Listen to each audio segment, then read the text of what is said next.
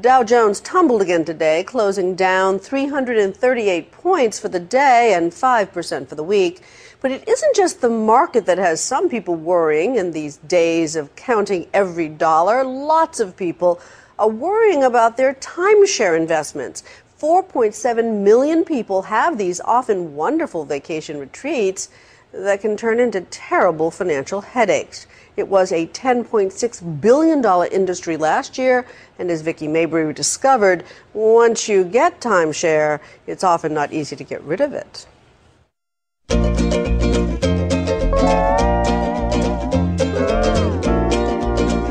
Ah, timeshares. Who hasn't dreamed of owning a little slice of paradise for 1 week a year for the rest of your life?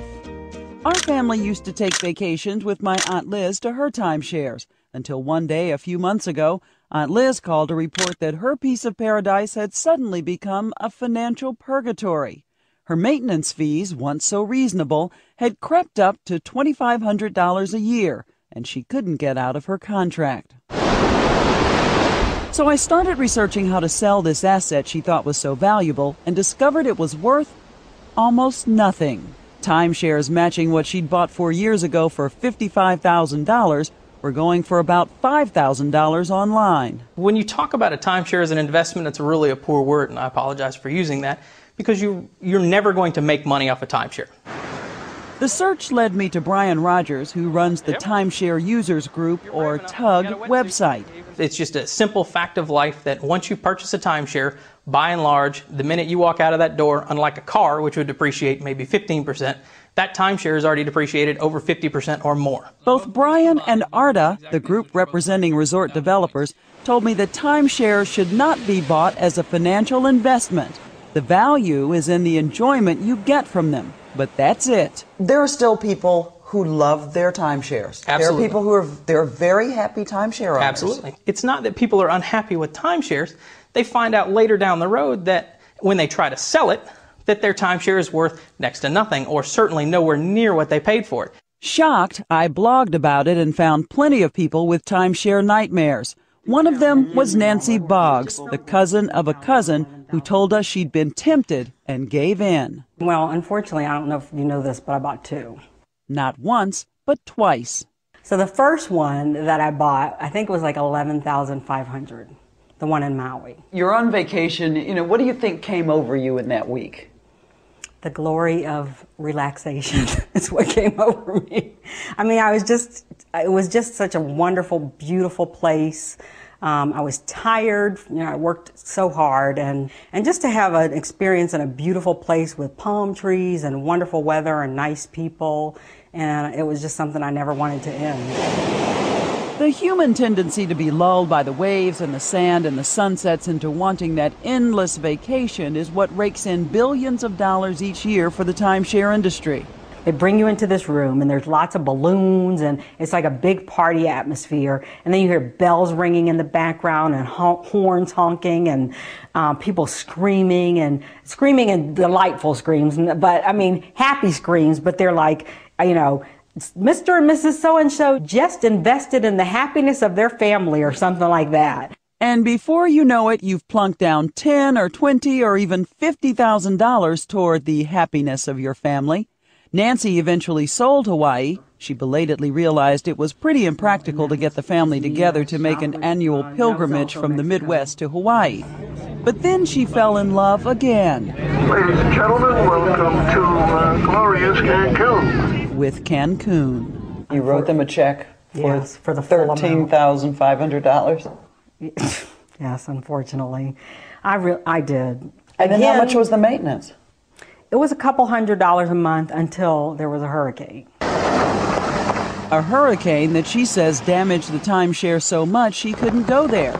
But the company charged a special assessment. Once the hurricane came, then it went from like $150, something like that, to like $500 a month. Yeah. You're kidding. It was a month? A month, because they had to rebuild everything. It was a huge place.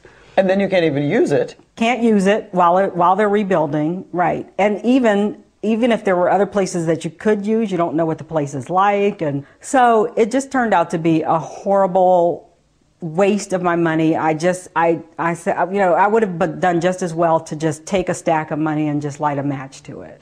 Nancy tried to give her timeshare to a charity, but they didn't want it. Finally, she paid an agency $2,000 to take it off her hands. Brian Rogers says about half of Tug's 30,000 members join so they can sell their timeshare. It's a rude awakening. They discover that it's extremely, extremely hard to sell a timeshare, and that's because there are so many more sellers than buyers. You can find secondhand timeshares all over the internet. There are hundreds on Tug sites and more on eBay. But people are still walking in there and buying it new at $15,000, even though you're saying they can look on the internet, they can look on your site, and they can get it for half price or less? Absolutely. So why aren't people buying on the resale market? Knowledge. People do not know that the resale market for timeshares even exists. One of the big selling points is that not only do you have this investment for the rest of your life, but you can pass it on to your heirs. The double-edged sword is, what if your heirs don't want it? A lot of these are deeded properties. It's just like buying a house.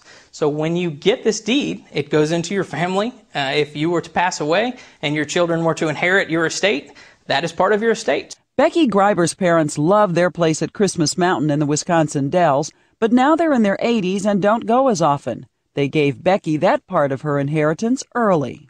I think it was very nice of them to offer it to us, and I know that it was a headache for them, so I'm glad to take it over for them. But it really has been stressful trying to figure out how to sell it. Turn it into cash. Call Timeshares only. We got rid of those maintenance fees.